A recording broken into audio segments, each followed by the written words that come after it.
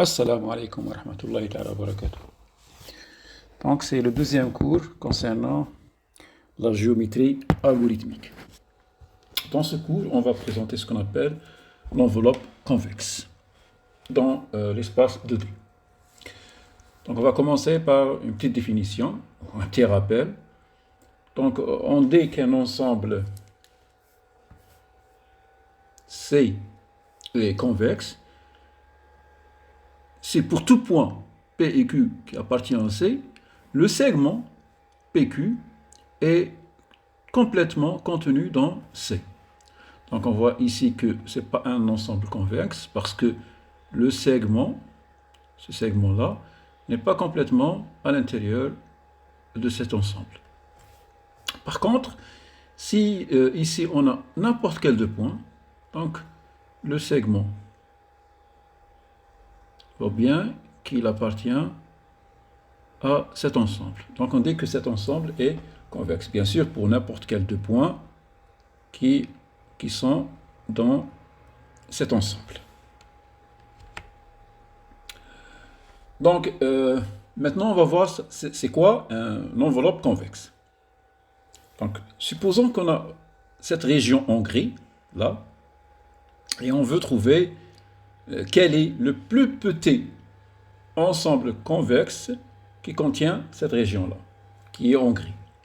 Donc, on voit que le contour pointillé par le rouge, il va former un ensemble, enfin, il va former la bordure de cet ensemble-là, et on va considérer tout l'intérieur de cet ensemble comme étant l'enveloppe convexe, ou en anglais convex hull. Donc, ici, pour un simple polygone. Donc, on va passer à cette image-là. Donc, on voit qu'il y a des points. Et l'enveloppe convexe, pour cet ensemble qui est fini, c'est le polygone pointillé par le rouge. Donc, c'est ce polygone-là qui...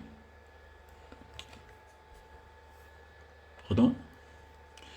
C'est ce polygone-là.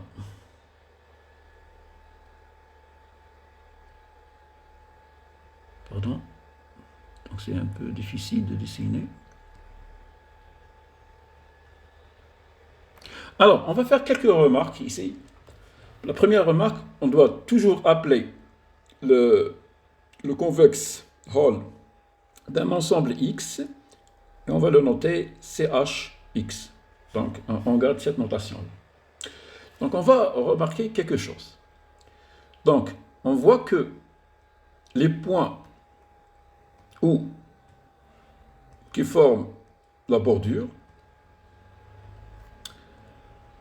ils se situent à l'extrême de cet ensemble. Donc, on va prendre en considération cette remarque pour construire des algorithmes qui nous donnent le contour ou les bords d'une enveloppe convexe quelconque. Donc, je rappelle que les points ici sont appelés les points... pardon, ce point n'appartient pas. C'est les points extrêmes. Après, on va voir quelques algorithmes qui nous donnent, avec une complexité différente pour chaque algorithme. Et on va voir quel est le plus rapide et quel est le plus efficace pour calculer le convex hull ou l'enveloppe convexe. Donc, étant donné un ensemble X égal à P1, P2, etc. jusqu'à P1, bien sûr, on parle ici toujours dans un espace 2D. Donc, il ne faut pas oublier ceci. Alors, les points PI appartiennent à la bordure de l'enveloppe convexe de X si seulement P n'appartient à aucun triangle formé par les autres points. Donc, je vais vous voilà, voilà quelques points. Quelques points, par exemple. Donc, ça, c'est les points qui vont former, en quelque sorte, l'enveloppe convexe. Ou la bordure de l'enveloppe convexe par E. C'est-à-dire, passe par ces points-là. Donc, on suppose, voilà, ce point-là, on va le changer la couleur. On va changer la couleur pour... Bon.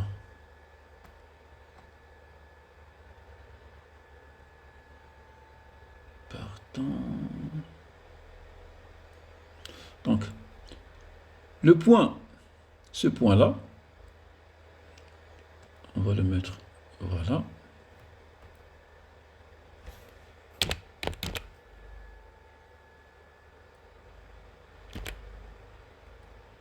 Donc, ce point-là n'appartient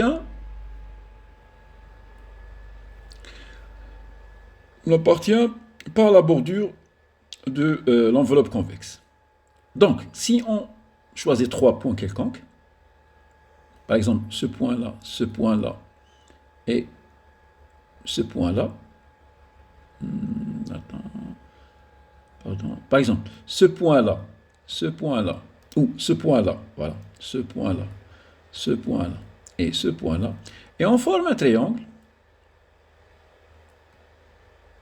on remarque que ce point-là appartient à ce triangle. Donc,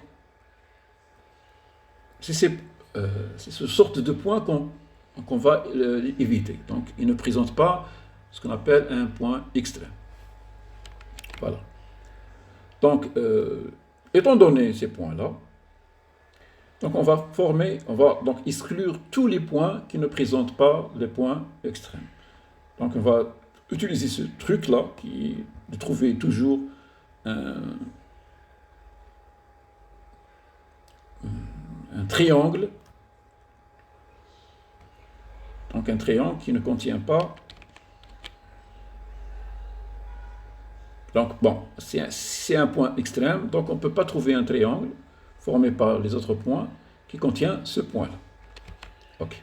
Donc, on va prendre le point en rouge. Donc on voit bien qu'on peut former ce triangle-là. On peut trouver ce triangle-là qui contient le point rouge. Donc on va exclure ce point, et ce point ne pas être considéré comme un point extrême. On continue le même truc. Donc l'algorithme se fait comme suit. Donc étant donné des points P1, P2 jusqu'à Pn, et la sortie, c'est l'ensemble de tous les points extrêmes de cet ensemble. Alors la procédure, comment ça se fait? Alors pour tout I, et pour tout J, K, L, qui sont différents de I, c'est-à-dire quoi? Si on choisit un point ici, par exemple, qu'on appelle I, donc on va tester tous les autres points, par exemple G, K, L, et on essaie de trouver un triangle qui contient le point I. Donc, si on trouve ce genre de points, on va l'éliminer. Si on ne trouve pas, on doit le garder. Et à la fin, on aura bien sûr seulement les points extrêmes. Par exemple, celui-là, celui-là, celui-là, celui-là, celui-là, celui-là, celui-là. OK. Donc, voilà comment fonctionne notre algorithme. Donc, pour savoir si le point rouge appartient à ce triangle-là, donc on utilise les moyens qu'on a vus dans le premier cours. C'est-à-dire, on va faire former des vecteurs comme ça, et on va suivre, c'est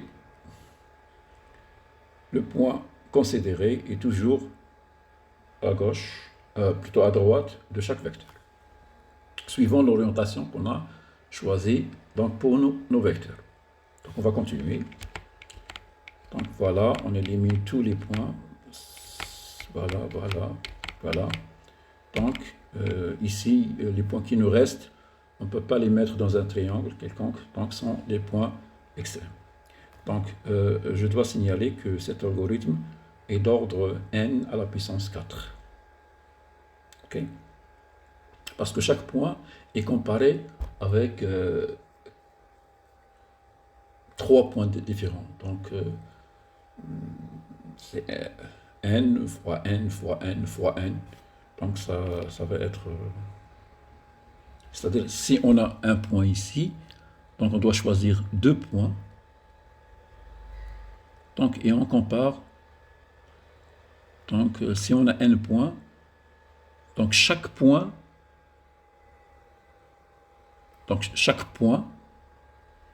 on a besoin 1, 2 et 3 points.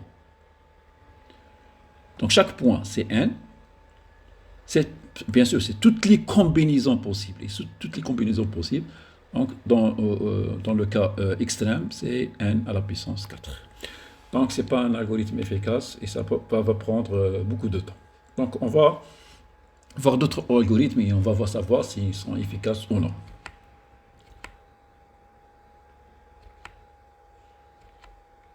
Donc, on va prendre le deuxième algorithme qui calcule les points extrêmes. Donc, la caractérisation, on va voir la caractérisation, c'est-à-dire, si, étant donné un ensemble X, toujours P1, P2, Pn, donc on forme le segment PI, PG, on dit que ce segment-là est extrême si et seulement si tous les points PK, où K est différent de I de G, appartient à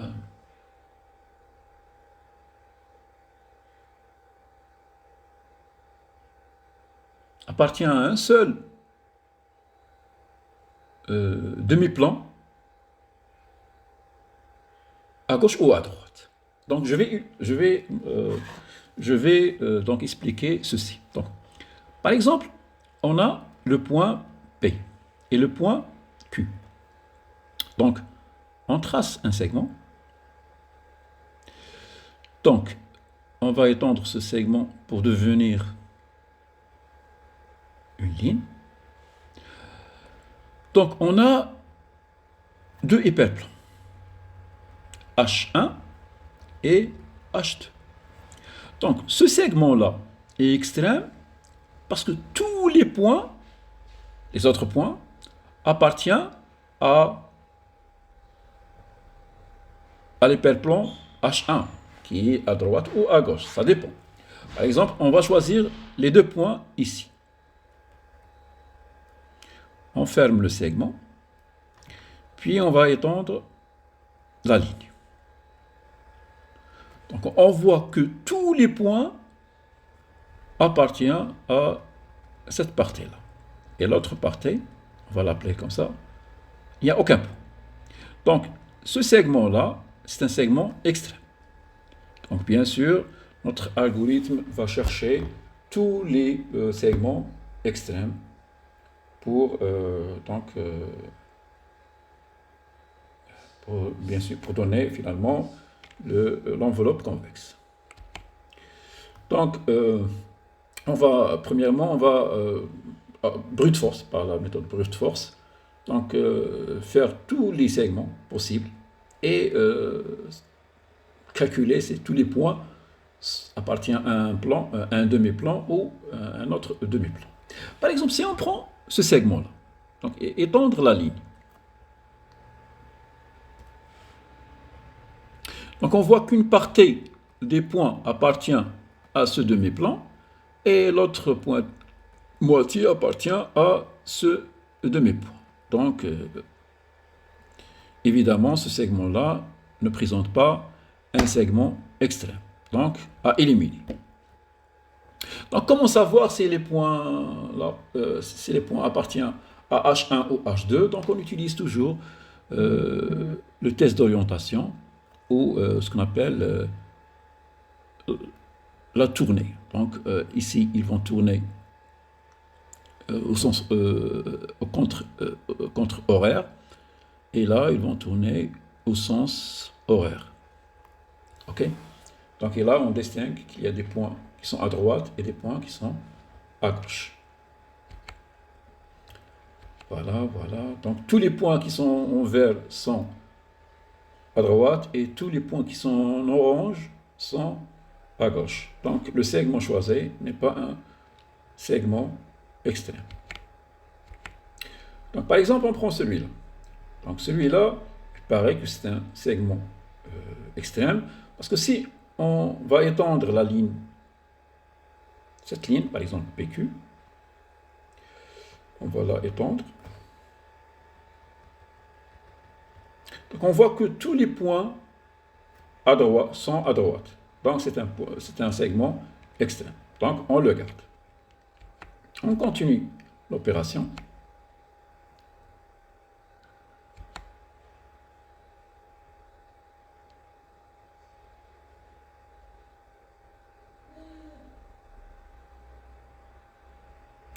Donc cet algorithme, comment il fonctionne? Donc si on veut le faire fonctionner en pratique, on va prendre un point quelconque. Donc par exemple le plus bas, on va prendre le plus bas, par exemple celui-là ou celui-là. Et on va former tous les segments possibles. Et on teste chaque fois un segment. Donc on découvre qu'il y a ce segment-là qui va présenter un segment extrême, donc, et celui-là. Puis on va prendre celui-là, on va faire des segments, tous les segments possibles avec les autres, et on remarque que celui-là, et ainsi de suite. On continue notre algorithme. Donc voilà, voilà, voilà, jusqu'à obtenir l'enveloppe convexe de notre ensemble. Donc cet algorithme fonctionne en n à la puissance 3. Donc là, en complexité n à la puissance 3, donc il y a une nette amélioration, et c'est toujours loin du cas pratique. Donc on va continuer un autre algorithme.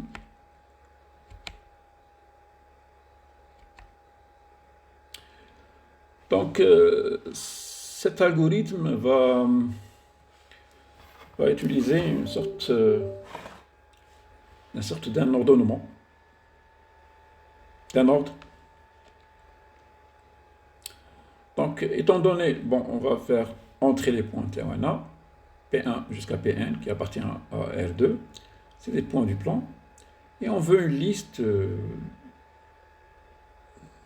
des points du convexe de P, donc qui est ordonné contre l'aiguille du montre, Donc, comme caractérisation, on va voir, si on donne un ensemble X, P1 jusqu'à Pn, le segment PI-PG est une arête du convexe, de l'enveloppe convexe de X, si seulement, si tous les points PK où K est différent de I et G sont à gauche de la ligne orientée PI-PJ. Donc, pour ceci, on va utiliser un algorithme qu'on a vu au cours, qui s'appelle Jarvis-Marsh. Donc, on va chercher tous les arêtes du convexe Hall, ou l'enveloppe convexe, dans un ordre lexicographique, c'est-à-dire on commence par le point le plus bas, et à chaque fois on ajoute à une certaine liste. Et pour ceci, on utilise l'argument de l'angle. On va voir ceci. Donc voilà nos points. Donc on va choisir le plus bas dans un ordre lexicographique. Donc ici, on a choisi par exemple les coordonnées Y. Donc après, on va former tous les segments de ce point-là, qui est le plus bas, vers tous les autres points. Alors, ça c'est, bon, auparavant, on a ici une ligne qu'on a vue au début, qui forme, soi-disant, l'horizon. Ok. Et on essaie de calculer cet angle-là. Donc on voit que, bon, premièrement, on va noter ce point 1, parce que c'est le plus bas. Puis, on va voir que cet angle-là, c'est le plus petit, donc on va noter ça 2. Puis, l'angle qui vient après, c'est celui-là. Donc on va noter ça 3, 4, 5.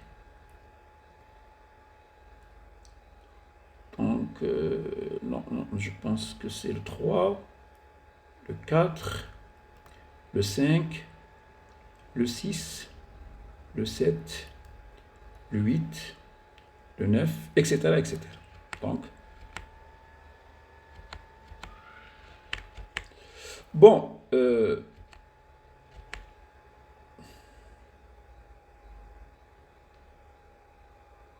donc on passe directement au point 2 et on essaie de tracer toutes les lignes qui relient le point 2 aux autres points. Donc, et on va prendre l'angle le plus petit. Donc, on va passer à ce point-là. On va considérer ce segment comme étant un segment extrême. Donc, voilà. Puis, on va faire tous les angles. Et on remarque que celui-là, c'est le plus petit. Donc, on va le considérer. Et ainsi de suite. Jusqu'à la fin. Donc, on a choisi un ordre dans le sens, enfin, dans le sens contre horaire.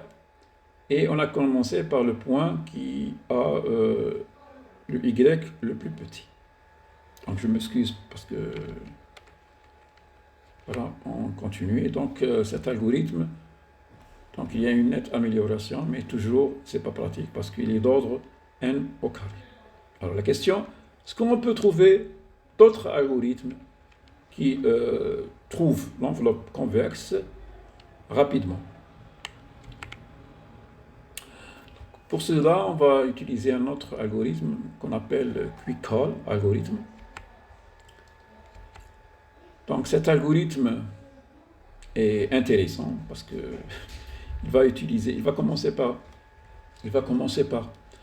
un convexe Hall plus petit, puis il va augmenter à fur et à mesure. Donc l'idée c'est quoi? Par exemple, on va prendre ces points-là, les 4 points.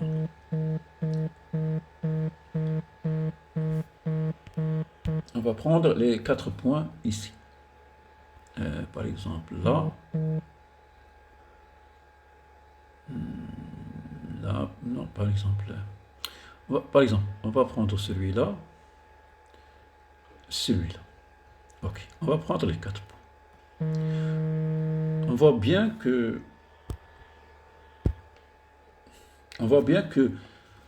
ces points-là, ils vont former un convexe Hall. Ok. Donc, tous les points qui sont à l'intérieur, on va les éliminer. Ok? Puis, il nous reste ces points-là. Ces points-là, ces points-là. Voilà. Comment on va faire? Donc, on va calculer toutes les distances qui sont ici. Bon, pour calculer la distance, c'est pas facile, c'est pas compliqué. Donc, on va prendre cette droite-là et faire la projection sur cette droite. Et la plus petite distance concernant la projection, enfin la plus grande, on va la prendre. Et on voit que on va prendre ce point-là. Donc, on fait ça. C'est-à-dire on fait le convex Hall ou l'enveloppe convexe de ces 3 points-là. Et ensuite, on élimine ces points-là. Donc, il reste un seul point. Alors, puisqu'il reste un seul point, Donc il faut le contenir dans le convexe. Par contre, il y a d'autres points ici. Donc qu'est-ce qu'on va faire? Donc on va faire tous les projections sur cet ensemble-là. Puis on va prendre le plus haut, peut-être celui-là, voilà, et éliminer tous ces points-là. OK? Donc il reste un point, donc on l'ajoute au final. Voilà. Une illustration rapide de notre algorithme.